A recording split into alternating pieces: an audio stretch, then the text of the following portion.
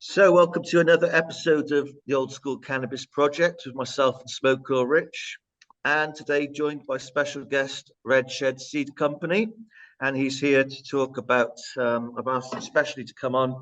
So, I'm about to start a grow. Well, I'll be in the middle of nowhere with no modern amenities, and I'll be needing to create everything from scratch pretty much. So, I'm looking for a basic grow fertilizer and basic bloom fertilizer plus any inoculants, etc.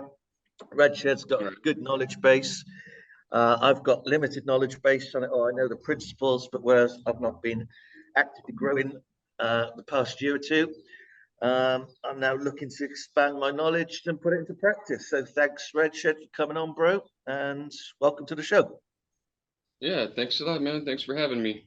Um, well, basically, getting into the KNF and Jadam and all of that, basically use all your resources you can. If you're out in the middle of the forest, you're going to be in good shape, man.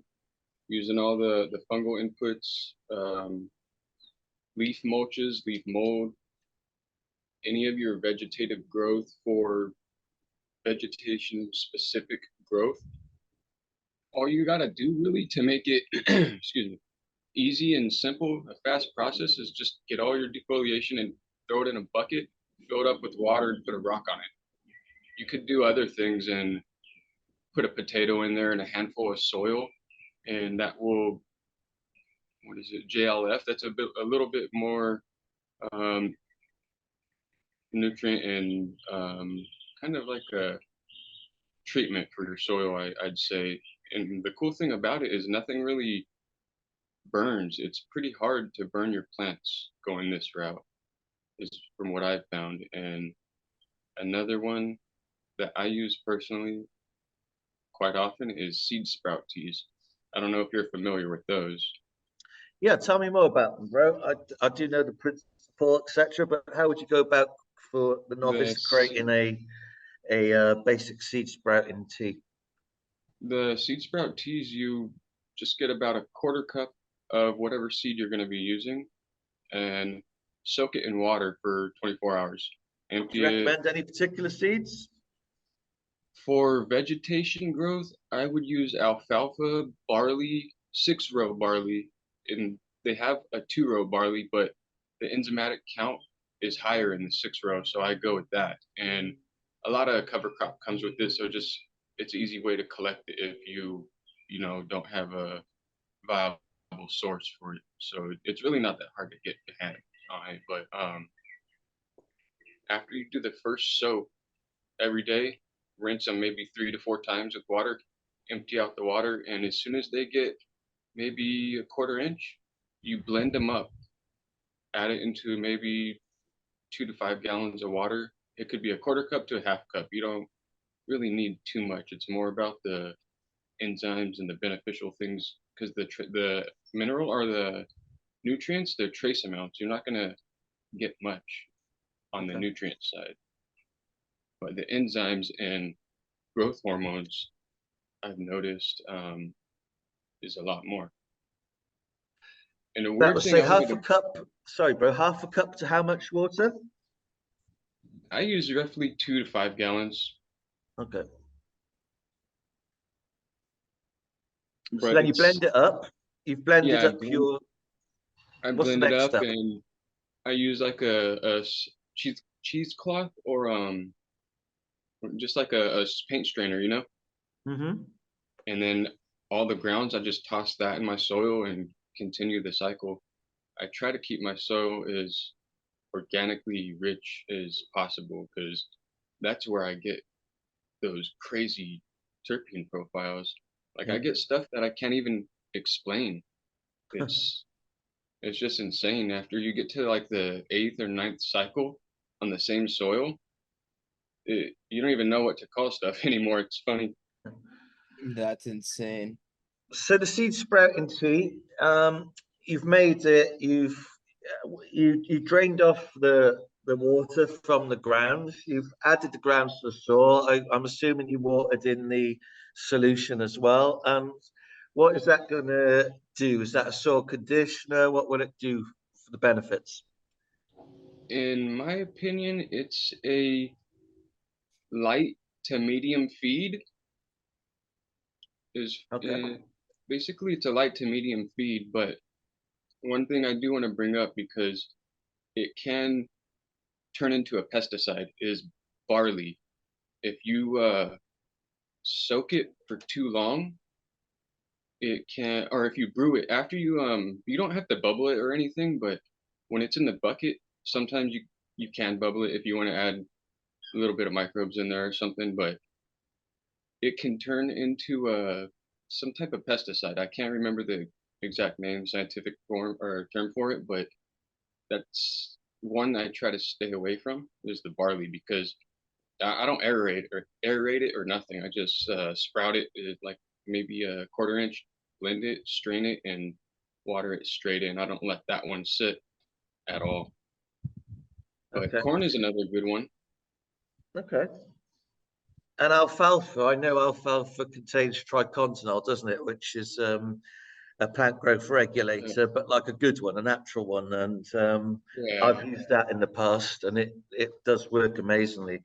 Gives you really big, thick, leathery leaves that are resistant to pests, more resistant to pest attacks and stuff. And I've just seen the growth rates be phenomenal with using tricontinol. So I know yeah, alfalfa's a good one. definitely. And where I seen that, the first time I seen someone doing that, or the idea I got it from was, to be honest, it was from YouTube. Okay.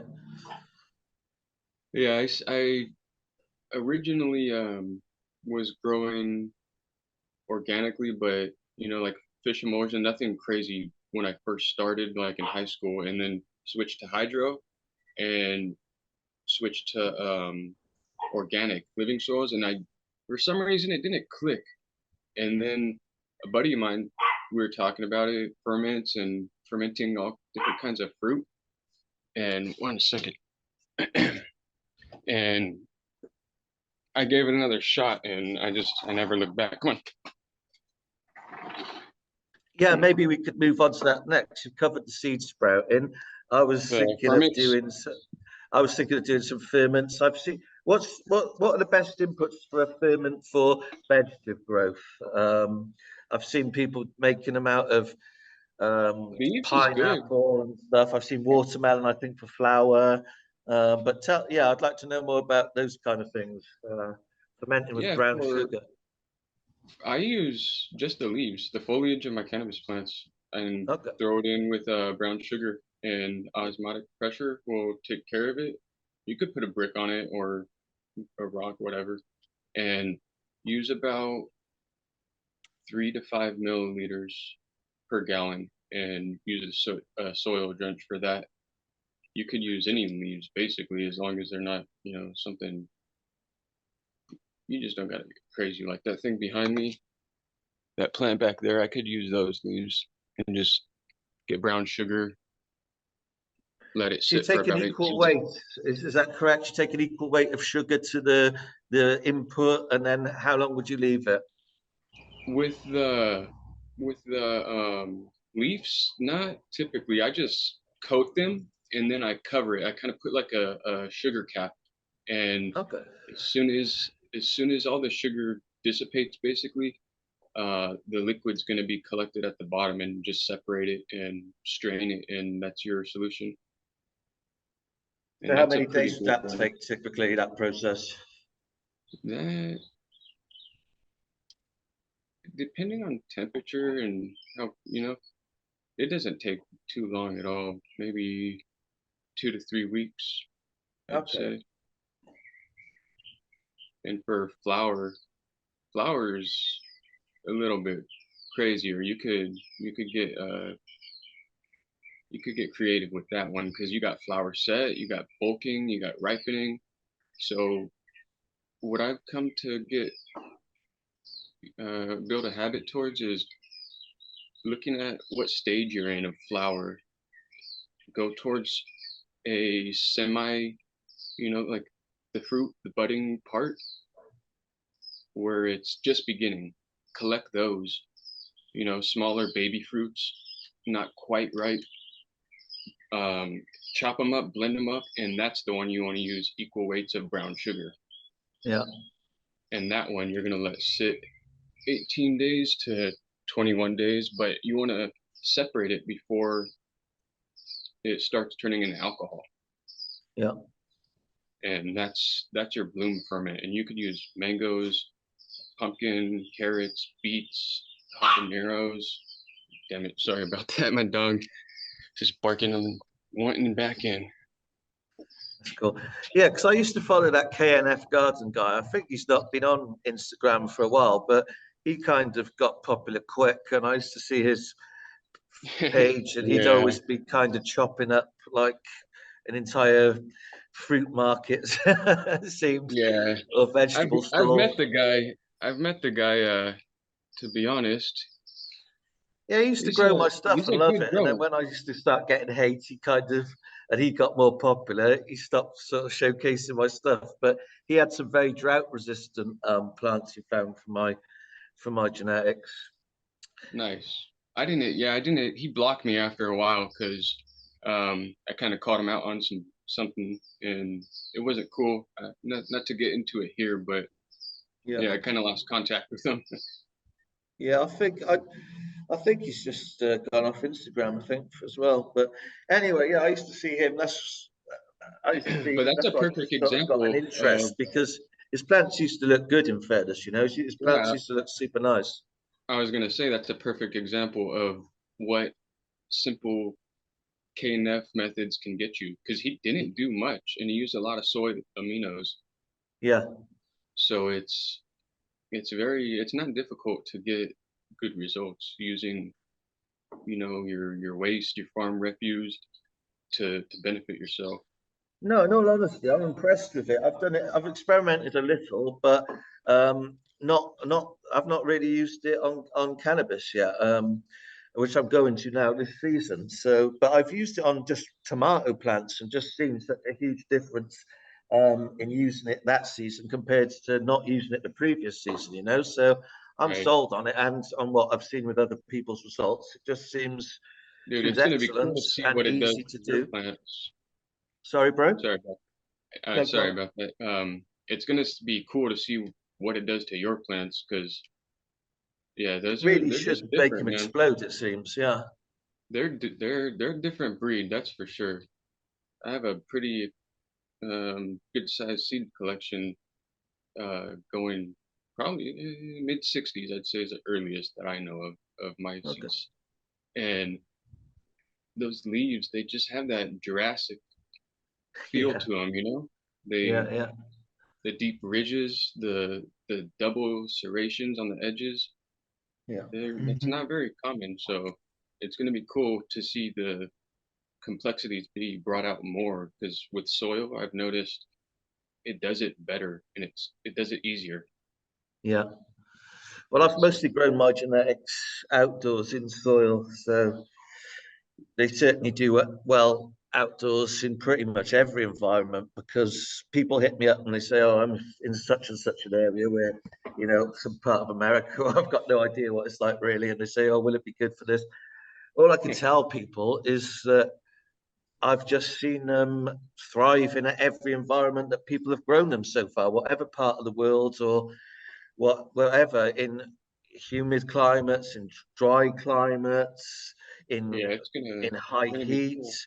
They've gone through snowfall, so extremes of temperatures they can handle, drought tolerance they've got. They've also got excellent pest and disease resistance compared to modern cannabis. How did they take the cold? What was their tolerance? They seem to do very well. Like I say, one guy said, "Oh, I've gone through 2 frosts and a snowfall," and they're still here. So, Nice. one guy, UK frost in the UK. I mean, he surprised me on 2 levels. One, he produced really fucking excellent outdoor flowers that were harvested end of September, and they were dried and he was smoking them at middle of October, and they looked fucking great. Really dense flower. And then he also put out some plants in October, grew them through the UK winter, harvested them in January, and I couldn't Those were believe those it. Yeah, colorful. They were The short. turpentine ones, right? Um, you probably have sent them some Boss Pack or something, but um, yeah, there's a lot of purple and that is non sort of cold dependent that will be found in the packs, and I Now, think it originates from the turpentine male originally that I used because he would turn purple in high heat in summer, you know. is that are those two kind of hand in hand with your genetics? The the coloring and the turpentine profile? Um, how do Because you what mean I've hand in seen hand? that, Like commonly found? You mean? Or yeah, I've seen it because I've seen a guy go by, what's his name? Either Father Time? Catskill Mountain or I Love My Kids 5757 There's a on couple. Yeah, Instagram. both those guys are growing my stuff. Yeah, Catskill's Th- done a great job. Yeah, they look And nice, I man. love my kids too. Yeah, in the foliage, there's some nice coloration and stuff. But you will find, you know, green flowers and purple flowers. You know, in the packs. You know, Right. it's not uncommon to find purple. You know, and I would guess it just comes from that original turpentine male that I used. That, as I say, would just go deep purple even in hot weather. You Yeah, know. yeah. But the turpentine profile is real nice. You know, if people don't know turpentine, it's like methylated spirits, paint thinner. Yeah, like paint thinner, that's what comes to Yeah, mind. yeah, that's super nice. There's a lot of ammonia. You've said you've grown some boss and some The turpentine. Yeah, what do you yeah, the find, bro? boss skunk I found the ether, that Yeah, plant oh, yeah, it just smelled like freebase, like just raw coke, that's it. It was just yeah. gnarly. And in the It's heat, fucking I was in a amazing, isn't it? greenhouse. What's that? That's just fucking amazing, really, isn't it? Yeah, in my greenhouse, last summer, temps were reaching around 116, I'd say. The Yeah. ground, I would even get the thermometer gun and hit the ground, and it'd be like 148. And Oh Wow. my God. the whole backyard would be that it just kick you in the face with that ether when I had that plant going. And it was only about that big before I pulled it because I had other males going and didn't want to, cross pollinate anything. I was making some F2s at the time. Okay. And now I kind of like kicking myself because I think I have like 5 seeds of those left. And I hope I find something good like that again because it's not common at all. No, it's not. I mean, I definitely did discover it with my genetics, old timer one stuff. It was found quite often in the Boss Pack. There was a seed company I'm not going to give fucking any light to because they turned out to be dicks that did a dedicated line with it. Um, and I'm going to do my own as well. I'm going to produce my own line from it as well. And Yeah, Brett I'm definitely Josiah, looking forward to it, man. sorry, buddy. I'm definitely looking forward to it. Yeah, Brett Josiah. I don't know if you follow him on Instagram. He's got Hmm? a really nice. He's got a really interesting plant. Yeah. Um, What was that it again? smells of coke. It smells just. It's got that coke profile, but it's got this weird shark fin mutation halfway up and in the Oh middle of yeah, the yeah, yeah. leaf. I seen that one. I seen that I said one. he's got to call that great white, man. Yeah, that'll be a good one. That's a mutation I haven't seen in a long time, but it Yeah, I've seems not like seen it that. seems I've not fitting. seen that. I don't think. It seems fitting to come out of yours though. Yeah, so yeah, it's been a lot. There's been a lot of nice stuff being found. I've just reached a point now after like 4 years almost or whatever it is of just starting to get a bit of satisfaction from the body of work that's been built up really from the packs that have gone out, you know, because I everybody's think just it's posted gaining really nice momentum, man. plants. I think it's gaining momentum. Just keep going. Don't stop. Don't change being you. Nah, that doesn't work for me, and I don't see it working with anyone else that seems to be genuine. Because I'm kind of the same way. I'm blunt when passion and it's genuine. Yeah. and it may come off as rude or people don't like it, but I can't change. And I'm saying keep riding that train, man, because those genetics are good. They're gonna go somewhere. That's what Yeah, I feel. I think so, man. It's unstoppable, really, and they are amazing genetics. And as I've always given credit to Oldtimer One. Yes, I have done my own work with them, but it's important to, if, for example, I'd never come across his genetics, then I wouldn't be here now for sure, because I just wouldn't be. Makes me wish Yeah, I was just maybe 15 to 20 years older, what's that, just to buddy? be just to be around a little bit longer to try those older genetics, you know? Yeah, that's it. Because most people just haven't. It's just like a time thing. It's like we've reached this almost this crossing point where the old people from back in the day, they're almost all dead, and the stuff has gone with them. And there's this younger set of people that have just missed Ruining out it. on that. And so all they ever have experienced is this bullshit from the last 12, 20, 15, 20 years. So they just don't know. So there's like a lot of people have Yeah, just it's gone not the from the same. era it existed, and now the people of the current era, most of them don't even have any clue how good cannabis can be. They just think this Yeah, guy's hating on everybody, Yeah. and they just think they're smoking the best. And No. all yeah, I've ever wanted is for people to smoke the best. And Oldtimer One, I don't give a fuck. He was the best, and these genetics are the best. And I have smoked and grown a vast majority of what's out there. And what I haven't smoked or grown, I know it, is much the same as all the rest that I have. And nothing does come near this stuff. Oldtimer One was the fucking greatest. End of. And all the people I respect, like say Shanty, Mr. Nice and people I do respect, I also right. have to say they're just a fucking not in the same league, not in the same league as Oldtimer One, and that's not hating, that's not disrespecting, that's just the honest fucking fact. And as I say, without me having Oldtimer One genetics, nobody would know me. I would not be even online probably much Right. at all. I wouldn't be the Hey, next guy doing cookies and glue. we all find our own path and cut it out, you know? And Yeah. this I've this literally skunk just been path, blessed with these genetics, that's all it is. Just yeah, because whatever, however you want to say it. like you were saying it, to reiterate, cannabis is not the same. The highs are not the same. The flower structure is not the same. Nothing's the same. From what I remember in like 2002, even, it's just not the same. So No. what do you think of people saying that cannabis now is too strong when they haven't even experienced the older cannabis of back then? I kind of just laugh in my head because I'm Yeah. I'm from Southern California, born and raised, and I've seen it all. Like everything that has been something, it's came through here. Yeah. LA, Beverly Hills. I'm in Mm, between that and Ontario, and it's the same area, 30 minutes away. So yeah. everything is there. And I've had stuff.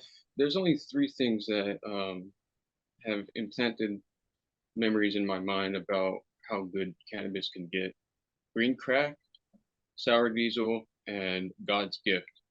And Uh-huh. that's all stuff that came out of Southern California, the grow scene down here in the mid 90s, early 2000s. But since then, it just Yeah. there's So no competition anymore, really. yeah. Now, how do both Too of you high. guys feel about people, the younger generation mostly, chalking this up to like nostalgia, like saying it's they're just thinking about older times where like they had less tolerance or just practically coming up with any excuse to like defame the weed back then. I I don't think they really had it, if that's what they're saying. You know, that's my opinion, because they have to be in those inner circles. They have to be, or they're going to be getting ripped off for a small amount and maybe even get lucky to try it. But they have to have been in those circles to really know, you know? Well, the I'll take thing is, one. I mean, you think what I mean, this old timer one gene pool is, I mean, forget the. I don't like all that bullshit about elite clones or anyway, but forget the days of elite clone onlys. This is the most, if you Either. want to put it in that regard, this is the most elite exclusive gene pool that exists. It's been privately held by Old Timer One until I brought it out into the open. And he literally had cannabis genetics from every hotspot that produced them on earth, every country, every region. He did create with his friends in the late 60s the first skunk. And his stuff was the fucking best, basically. And where he was slightly anti Sam, I call him. He's like the total opposite of Sam the Skunk Man. He kept himself private and didn't want fame or any fortune or anything like that. So Right. therefore, a very, very, very, very minuscule percentage of people on the earth today have actually experienced this genetics. And the ones that have all say the same thing, which is, the highs are just fucking phenomenal. And that was Yeah. his ethos: select for effect, select the best and reject the rest. It didn't matter That's what it kind of looked how I like. do it. That's kind Exactly. of how I do it. But to be honest, I It's not rocket science. haven't tried his. I've never got to sample anything of his, so you got Well, me you've there. brought, what did you say? So, have you the boss pack that you found at Ether, the cocaine plant, and you've smoked that, yeah? No, I Oh no, didn't you get haven't to. smoked it yet. I didn't harvest those. I chopped them down before because of another project that was going on. Oh right, okay. So, did you smoke any of Tip Town tickets yet? No, I got You've them not growing smoked now it, though. I got huh? them growing now though. I haven't Okay, so tried it you're yet. still not yet smoked any of Old Timers genetics yet. I don't think so. Okay, okay, okay. That'd be good to hear when you do, man. Yeah, it's gonna. That's why as soon as I seen them, because they keep deleting my account, and like it just gets ridiculous, man. You already know. Oh You're Yeah, like I yeah, know. your accounts get deleted oh so no. fast. But yeah, soon, man. I'll get to try them. Yeah, that'd be good. So, have you? Oh, bokashi, man. I wanted to ask you about that. I saw on your post the other day you were making bokashi. Tell us all Yeah, about that, man. What is it yeah. for, and how do you make it? I got a batch of that going now. Um, that a really easy way to make it is use bran. I Okay. know a lot of people eat cereal. It might not be Yeah. the best thing, but raisin bran, if you want to get real cheap and waste zero money on doing this, Sounds good. use the crumbs in the very bottom of the cereal, or just go buy some bran at the store, buy a big bag or farm feed, somewhere like that. You could even use different material like composted rabbit manure. It doesn't even have to be composted, but it's another thing that you can use to change the effect of the bokashi. You could turn it into a fungal input that also feeds at the same Okay. time. But what I like to keep it simple and just do the bran, soak it in labs in molasses. What I do Yeah. is get a separate cup, maybe a cup of water with 2 tablespoons of brown sugar or molasses, and maybe 4 tablespoons of labs that I have already made with rice wash, water, and milk. Okay. And I soak that. I get it, all saturated, and I put it in a Ziploc bag, or you could put it in a metal vessel or a bucket, doesn't matter really. And it will off gas, so it's not good to seal it. Okay. But that will be done roughly 2 to 3 weeks.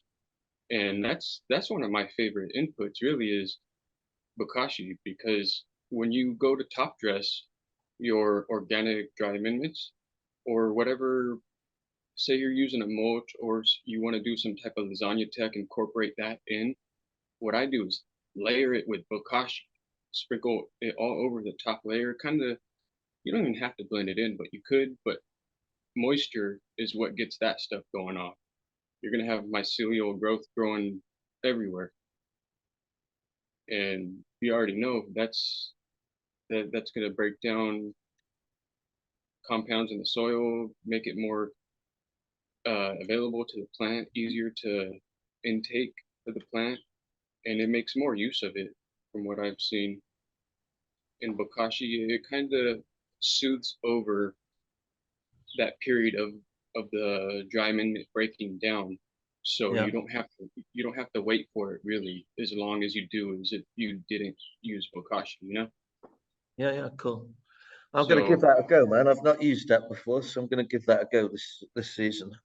yeah, I highly recommend bokashi. Making it and using it, you could use it once a week, twice a week, but I like to just keep it simple and use it mainly when I top dress. Okay. So what do you Bokashi think about soil testing and like fungal and bacterial imbalances and getting that under control and stuff like that?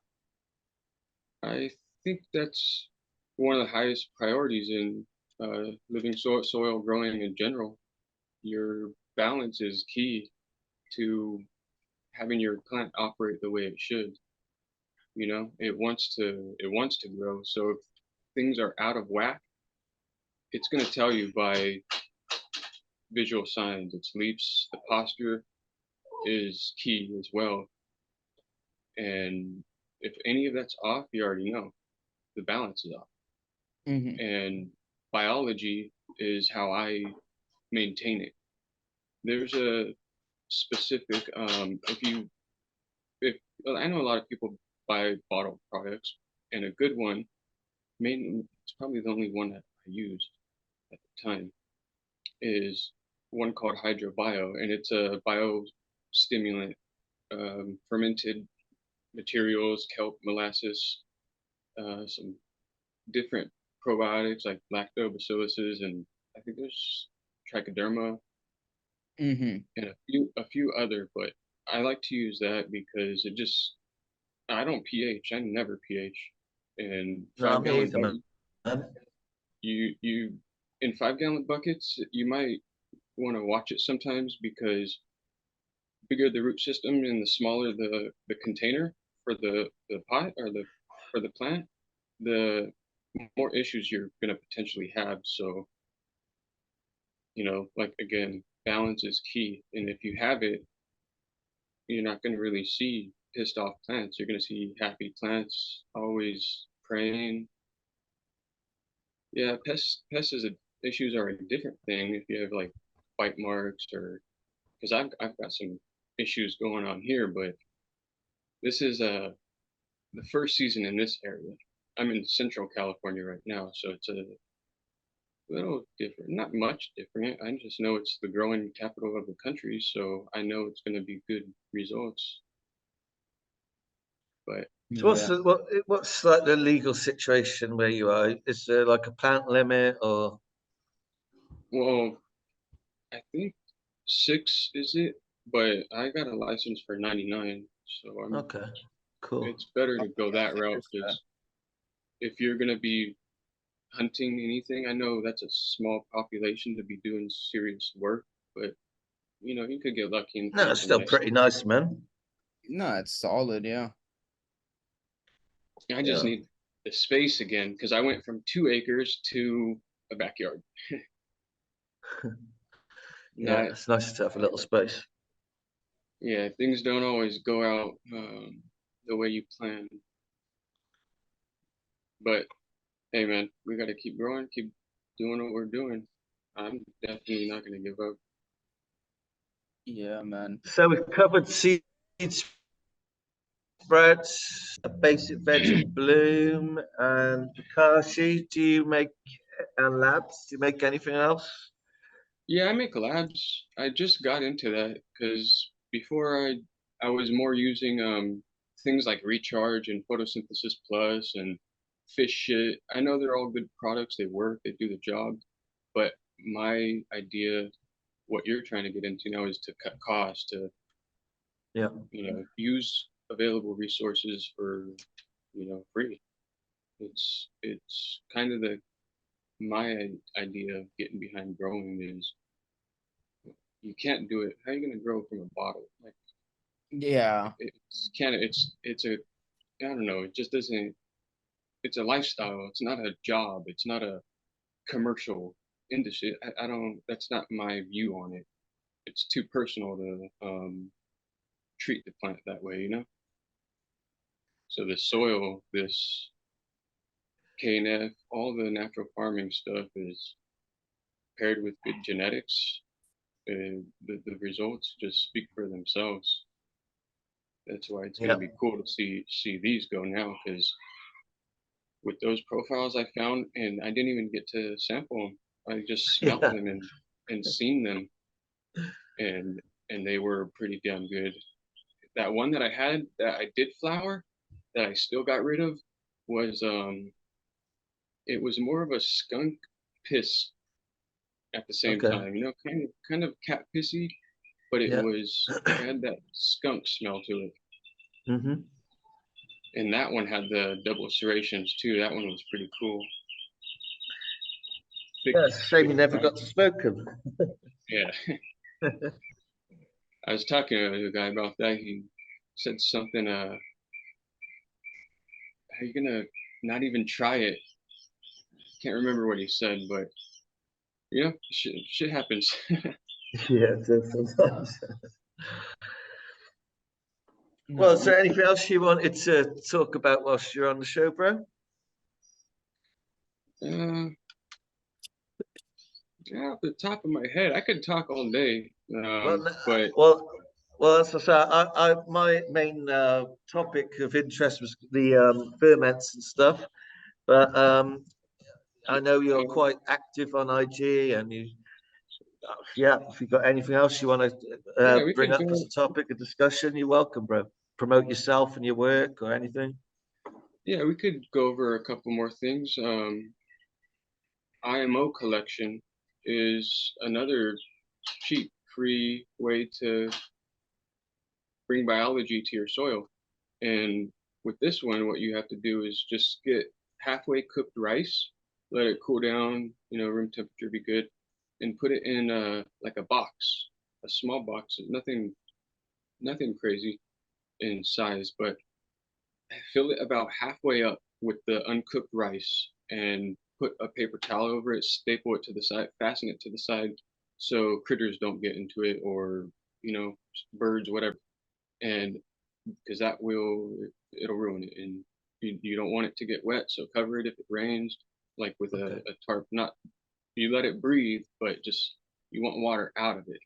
And come Okay. back in about a week, and you should have a bunch of mycelium, a bunch of indigenous microorganisms growing in there, and that's another good way to bring biology to your soil. And you know, it's just another piece in the machine that makes this soil food web go, is making it diverse, Do you collecting need to different place the materials. box anywhere in particular to Oh yeah. for, um, if you have the land, if you if you're out of the city, or even in a backyard, if it's a good compost pile and it looks to be natural, something that would be in nature, that's a good place. You don't want to collect bad stuff, but in the mountains is a good. You go stick it in the woods.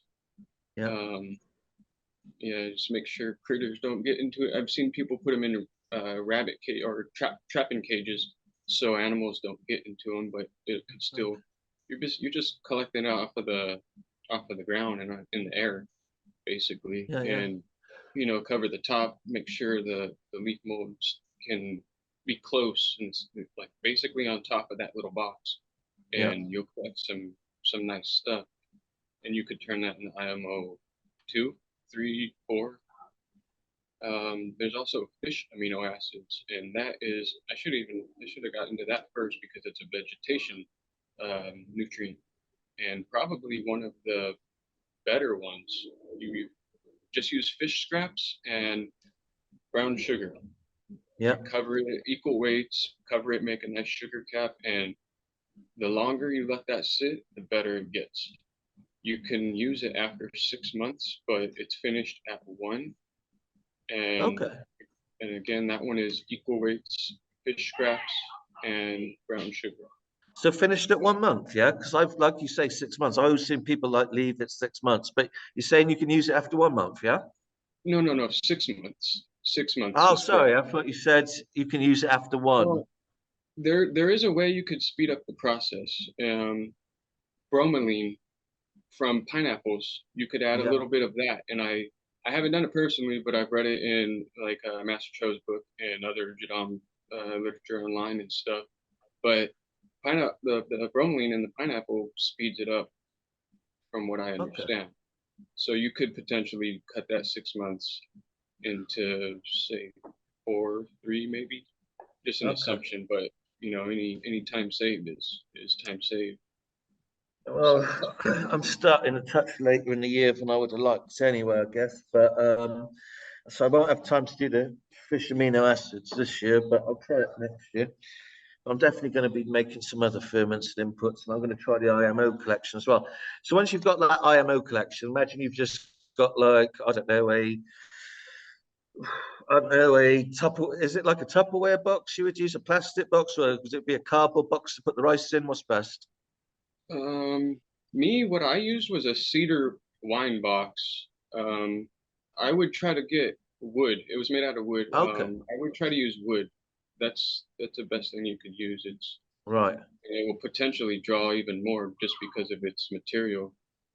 But I would lean away plastic. Don't mess with plastic.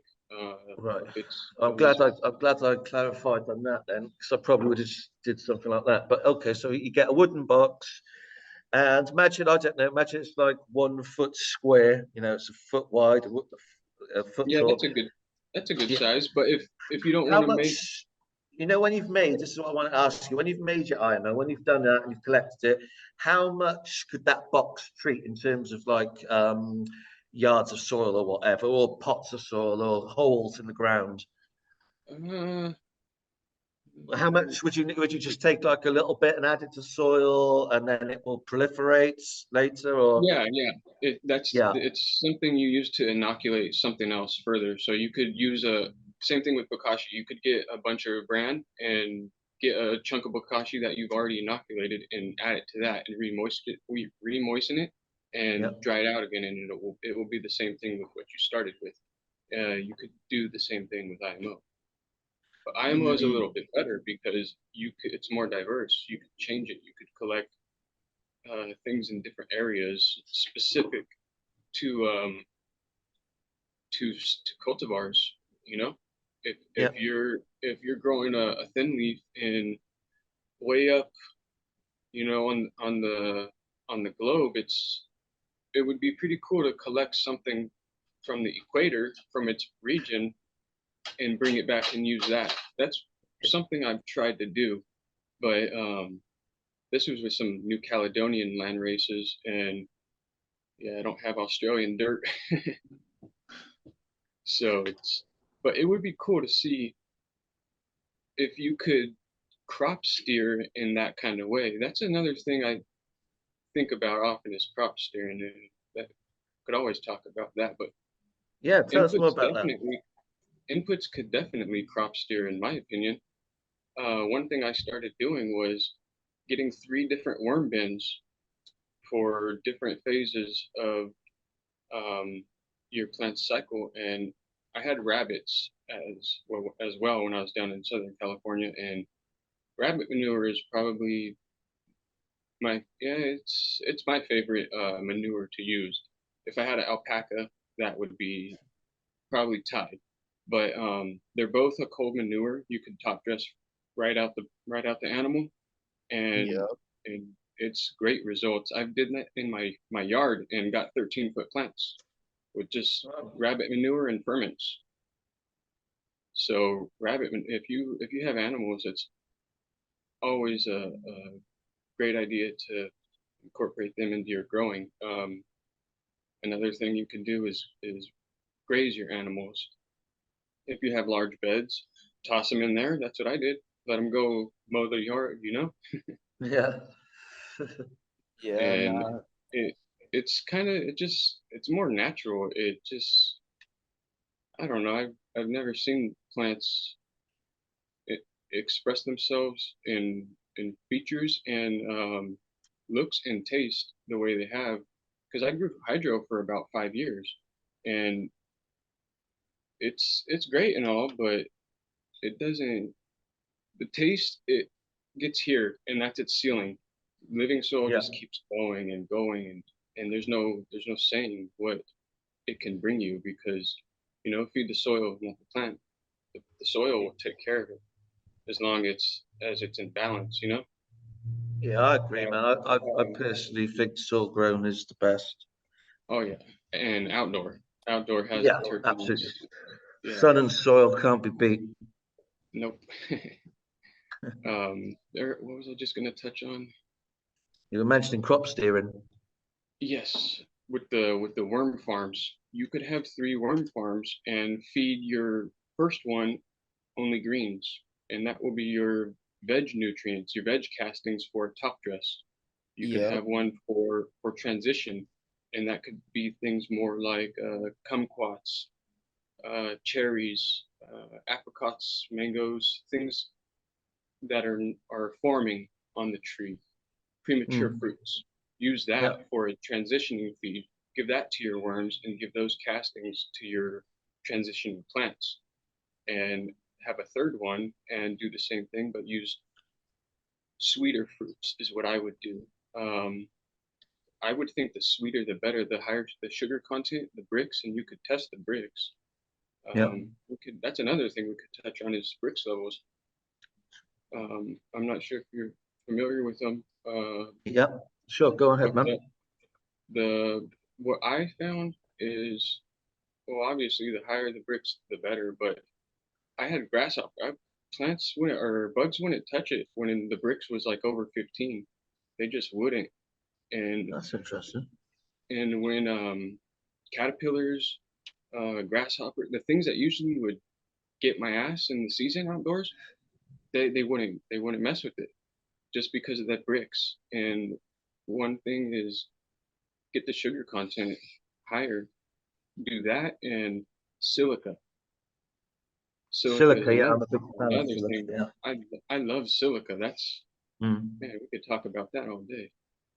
Aloe vera. I use aloe Yeah. vera just to extract that to do foliar sprays. It's basically monosilicic acid. Hmm. Um, I don't have you heard of Grow Genius? It's a it's a monosilicic acid manufacturer company.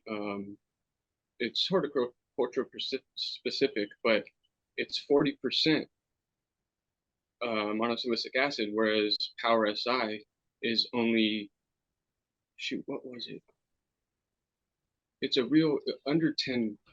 It was something very low, and it's like $80. What the heck, man? So I got into using aloe vera, and it's the same thing. It dissolves the same in water. It looks exactly the same as the $90 bottle of Grow Genius. Mm. And so that's another cool thing people could look into is aloe vera. But rice hulls is another one once they break down. Yep. Diatomaceous earth is another one. Hmm. So when if you have an ant issue or gnats, root aphids, whatever, something in the soil, diatomaceous earth, don't be scared. It's gonna do anything but kill your bugs and turn into silica, which is a good thing. So it's something you could not pour on, but you could be a little bit more liberal on a top dressing of that than say your flowering nutrients or something. What's that other one I've seen popular? The eggshells with vinegar, Oh yeah, uh, calcium. You making ever the done that calcium. one? Yeah, that one I've done it. I did it last year, and if you want a quick uh, foliar fix, that's pulled me out of calcium deficiencies and magnesium deficiencies before. They Yeah. kind of coincide, so it's a really good thing to get How into. long do you All you leave the eggshells in the vinegar? Is it brown vinegar you use? you could use white vinegar. I Or use white white vinegar? vinegar. Okay. Yeah, but what you want to do is make sure you char all the membrane off of the eggshell. Smash it up as much as you can, because the more surface area, the more reactivity is going on, and it'll go by quicker. So smash it up good, throw it in the jar, and the ratios I used was 1 part eggshells, 9 parts vinegar, and you let that Okay. sit about a week, Yeah. and it's done. It'll react for the first 7 days probably, and it'll decline in its strength and how bad it's Effervescence. reacting. Yeah. Yeah, it's pretty cool to watch these things happen because you're making it, and it's even better when you smoke the product, because now you know what you're putting in your body. That's why I Exactly. got into it. Is I got a liver issue as well, and it messes with my diet. So smoking, I have to find something that is going to make me eat. And Okay. I know a lot of people out there have similar issues, so it's good to have something that's going to work for us. And I found doing it these ways, it's higher the chance you're going to find that compatibility smoke. Nah, yeah, it's awesome, man. So Like a lot of cookies things, for instance. Um, oh, this is good for pain. It's gonna no, it's not gonna. No, I've seen people trying to get off of a harder drug, use things like that, and no effect. Like, I want to find something that will will actually relieve. Yeah. mhm, You're just not something gonna that'll find it. And actually mimic the effect of some of this stuff, yeah, I made a post about that, or a comment the other day, about blue skies genetics. Like, I'm curious because the compounds are the compounds. They're not going to change whether they're in a skunk's ass or a poppy plant or a cannabis plant. And Mhm. they're in all three. It's crazy, but what if that plant with that smells like heroin has high opiate medicinal effects? Properties. Yeah. Yeah. That's what I'm curious about. And something I found is sulfur. Um, Sulfur really brings out the thiols. Yeah. I don't know if I'm saying it right, but Yeah. Yeah. sulfur really brings out the flavors and the complexity of the cultivar you're growing, whether it be skunk or OG Kush. It's Yeah. gonna That's true, man. it's gonna make that um, known feature stand out that much more. Yeah. Uh, 100%. So Another thing we now, could touch on. yeah, No, let go me ahead. let me hit you with this question real quick though, because this is pretty important in my opinion with the bullshit going on. So your process kind of sounds like it's you're using only plant stuff, like you're not, it doesn't sound like you're using much manures and stuff like that. So At I the think your weed would be considered veganic, wouldn't you think? Now, what do you think of these people using that as like a marketing term and saying that it costs like veganic weed is $200 a pound to produce and all this bullshit? I don't like that. I don't like the market at all, and that's they're tricking people because that ain't even true. Hmm. That's my opinion, because um, it's just too hard to trust these companies. And honestly, if something fails, they're gonna go pay someone off to make it pass, and they're gonna put it out there regardless. I've seen it happen too many times. PM gets remediated, goes Yeah. right in this distillate. It goes right in cartridges. Goes right in those little cups. Whatever they put their concentrates in, they don't care. So it's hard to support it or have a favorable opinion about it. You know what I mean? I would love to, but I haven't seen that come from the industry yet on a plottable note. You know what I mean? Because Nah, it's a market at the end of the day, and they're gonna word it. They're gonna image it the way they need to make those numbers. That's why I kind 100%. of stay in the underground, because me personally, I'm not about numbers and yields and stuff. Like I was saying earlier, I want to feel better, Yeah. and I don't want to bombard my body with high THCs that I can't function and get things done, you know? I need to still have my normal life, and that's just not the route. So crop steering, if you want that and you're growing organic, it's a potential, you know? You could crop steer and shoot for something higher, because it's nature, and I'm just sure there's a way. Oh, another get off topic. Uh cocoa tech and avocado tech. I don't know if you heard of Blue a Green Take, but he's been doing that and kind of coined the whole term and idea of packing avocados with the same thing, either like a 444 down to earth, or a 284, whatever down to earth, build soil, whatever flowering amendment you're using, and blend that in for flower. You know, to place it face down on your soil, and it's a breeding ground for worms. It's Yeah. all they gotta do is contact each other, and that's how they mate. So it's another way to keep that balance, because worms, they regulate themselves, their population. If you know you have 5 coconuts in there and you want to get that population up, it's only going to go so high, you know. So Yeah. I've seen as the long as avocado tech. I've seen that quite often on Instagram. But what's the cocoa tech? What they doing with coconuts or coconut water? What is that? Or no, I've no, not seen any cocoa tech that's kind of myself. something that's kind of something I started. Okay. I never seen anyone do it before me. But it's basically me mimicking what Blue is doing with avocados. I just looked at a different food source for the worms, and what attracted me was the oils. I don't know, it feels like but then I talked to Blue. He said that the avocados actually have a higher oil content, so Yeah. there's that. But then the coconut, it's permanent. You could keep doing it.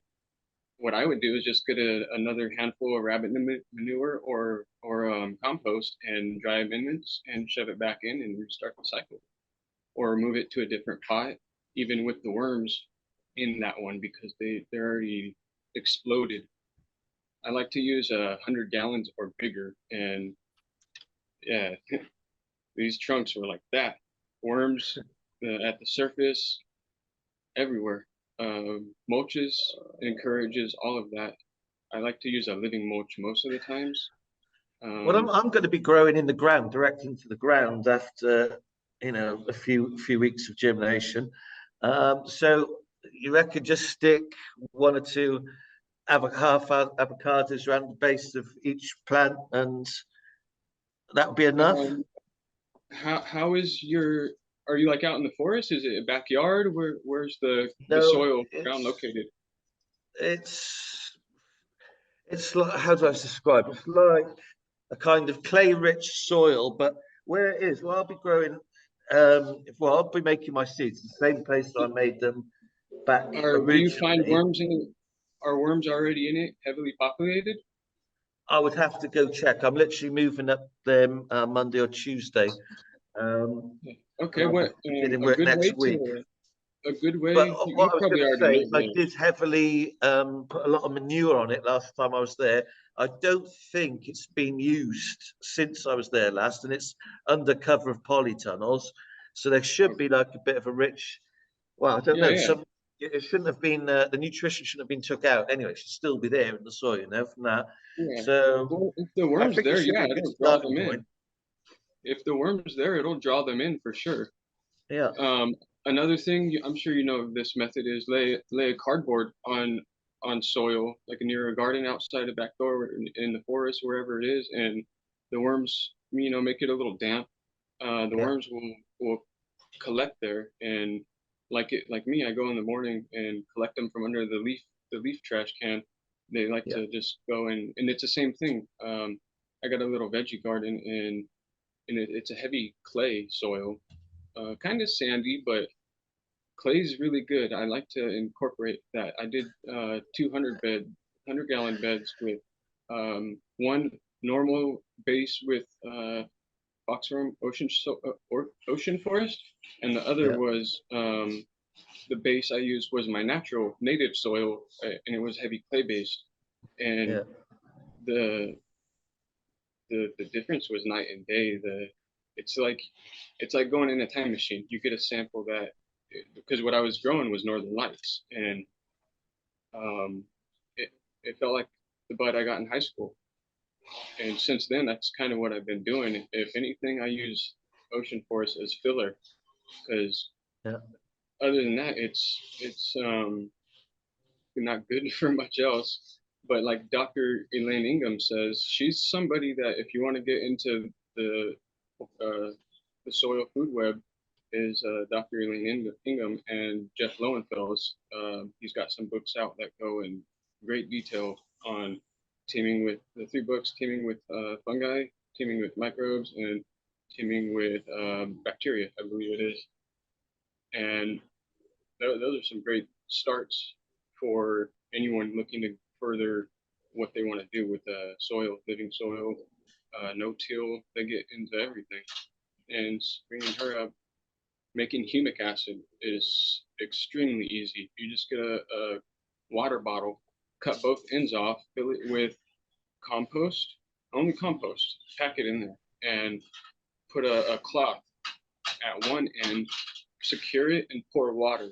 And this distilled water, I'd use spring water if you have it, well water, but a good water source, and pour it through that tube and collect the humic acid and water that in. Foliar spray it, but humic acid is really Yeah, I'm a big beneficial fan of humic. Yeah. for getting things in motion. Yeah, humic acid is Stuff. great. And right there, it's weird though. She's not a fan of compost teas, but I know many people have great success with them. She says compost is just enough, but because you're watering it, it's going to be a compost tea. I don't know, but in essence, you're brewing biology with a compost tea. We could talk about those. Those are great. Yeah, sure. In my opinion, you can till them to whatever you're doing.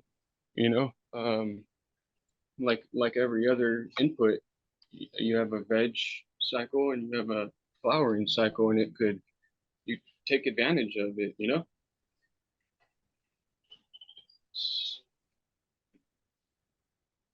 Sorry, bro. I thought you were going to carry on then. Yeah. Well, I'm going to be in quite a basic scenario. I'm thinking the soil should be pretty decent. So I did add like a lot of. The year I left it last, I covered it. I put a lot of straw and stuff in there on the top as well. So that should be quite degraded in now. Yeah, But it was just very, very. Oh, I remember some guy making a comment when I was growing there last time. He said, "Bro, that soil looks biblical," and it was quite funny because it did look like something from about 2,000 years ago. But it's just I heavy kind clay of soil. laughed. But they still thrived, man, in there really. Yeah, that's what I was gonna say. I apologize. Um, and it's back to Dr. Elaine Ingham, but she says everything a plant needs is already in the soil in any given place. It doesn't matter what it's made out of. All we got to do is put the biology and a protection like a mulch. Get some roots growing in there. You need roots because exudates are what they're eating. They're eating the plant's sweat basically, and Yeah. and that's helping unlock what's in that soil. And I'd rather go that route because I've gotten better results. That's what sucks about Instagram is I had a cool project going on. This was probably a acre field. I was growing corn and a few other things. I had some pumpkins fail, but I filled a 4x10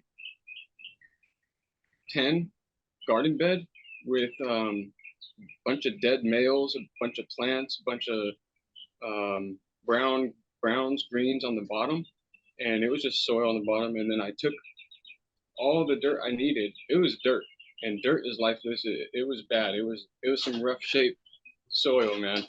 And I took all I needed. I shoveled it and brought buckets from that field to my backyard, and filled that bed up, filled it all the way up. I put one bag of Fox Farm, but that was just as filler because man, that was a mission. I'm one person, and it was like 110. I was making this bed and just lugging all that native clay heavy soil. It got tiring, so I caved and threw a bag of Fox Farm.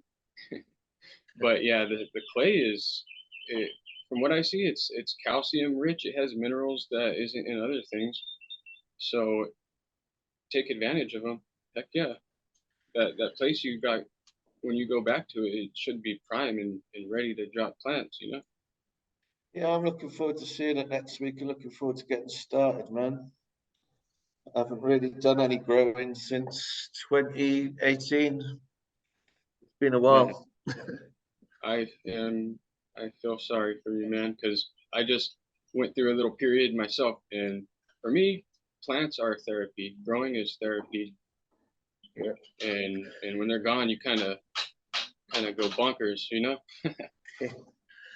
Well, I did a little bit indoor in the UK, but nothing like worth writing home about. And yeah, I've not done anything significant on any scale outdoors since 2018. Yeah, man. So it's good to do something again.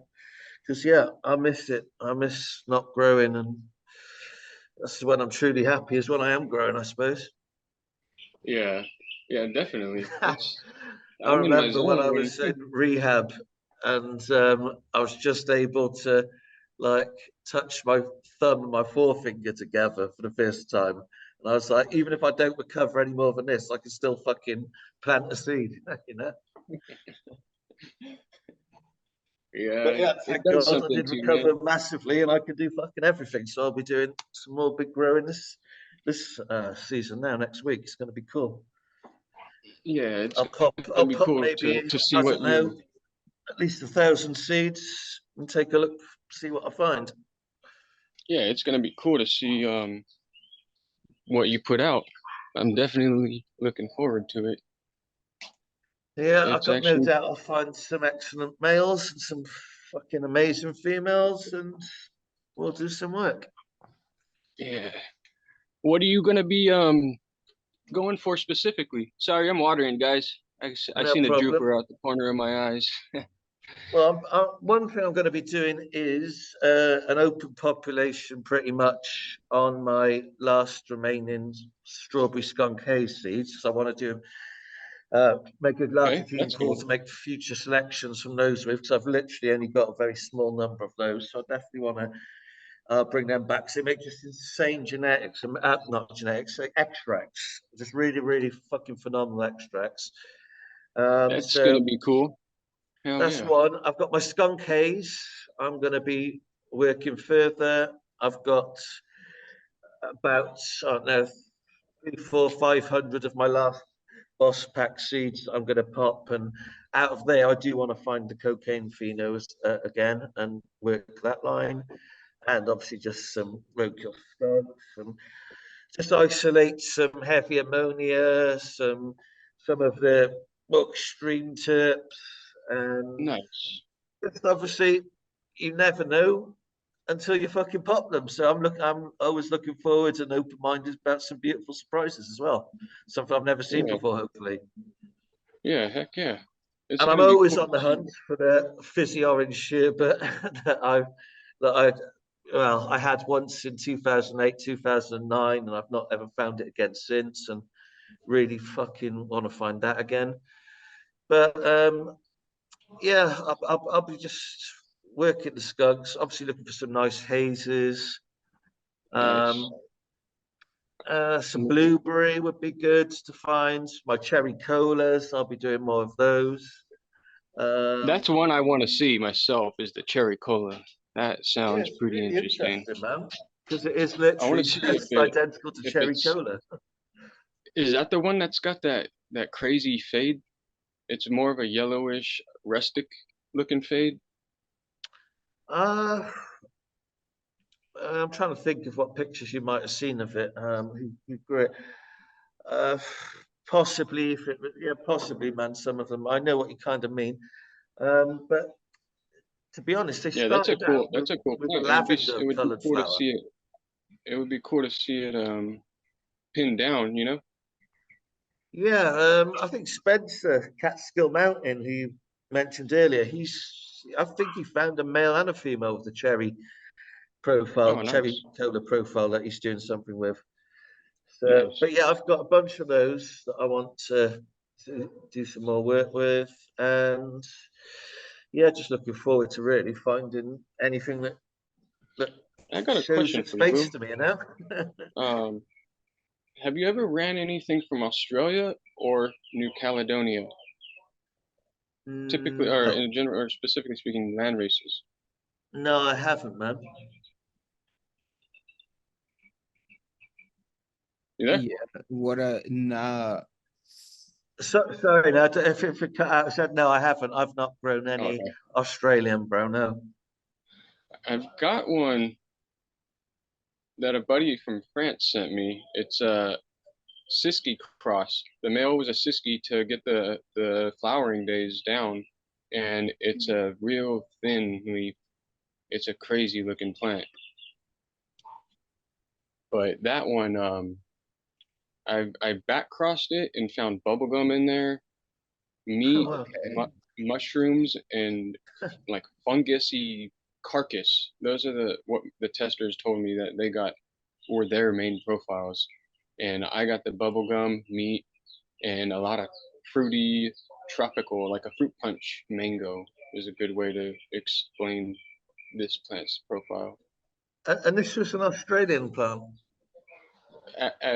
New Caledonia, it's a small island off the coast of Australia, Okay.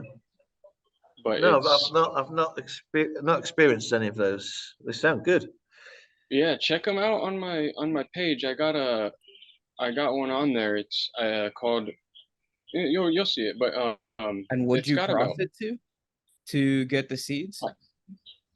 um Thug Pugs Junior's Jello, but I Okay. still have seeds of both parents. So there's I was gonna do some more things on that. And what I've been wanting to get back into is land races Yeah, and man. Yep. CBD because I still have weed from like dried flower from last harvest that is a land race that kicks the shit out of stuff from the dispensary. And this stuff, Got no doubt. it So doesn't, it's a year old, but it still outperforms it. It's browned a little yeah, bit, yes, but it that outperforms it. that is And crazy. yeah, I want to take advantage of it because, you know, like these plants, they're great. I, I love, this is a Purple Kush Northern Lights 5. Yeah, Um, solid. that one, this one right here is a Granddaddy Purple Northern Lights 5. Well, if you And pop a lot more of the Turptown tickets, you're going to see a lot of landrace that you might recognize, you know, because that's yeah, let literally me what show you that one. old timer one Let me, genetics basically like worked land races, a lot of them, you know, that's what he did. yeah, So here's your there's that trip town quote. ticket. That's yours. Okay, cool, nice. It's gonna be a cool little plant. It's interesting. I didn't know New Caledonia was an island off Australia.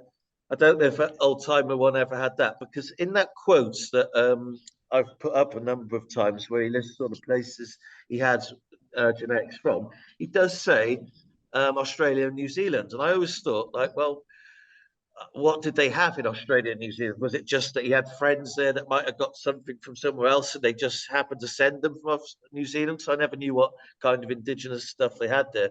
I've knew like Shanti, I've heard him talk about, is it, I'm probably going to mispronounce this, but like Mullumbimby Madness. I think that's quite a famous one from Australia that Shanti talks about. But I just wonder, Okay. like, where did they originate from? Because people talk about Thai getting acclimated over there. But yeah, I don't know if they ever had any sort of truly indigenous cannabis strains. Yeah. Yeah, was he cut off? Is Redshed gone? Oh, I wonder if his phone died. That could be a possible. You hear it? Ooh, that Well, might have been it. Yeah, his phone might have that died. could be it. Well, why don't we wrap it up there? It was a good episode, and we'll get him back on again because very informative about the inputs and the ferments. So, Red, thank you, bro, and catch you on the next episode, fam.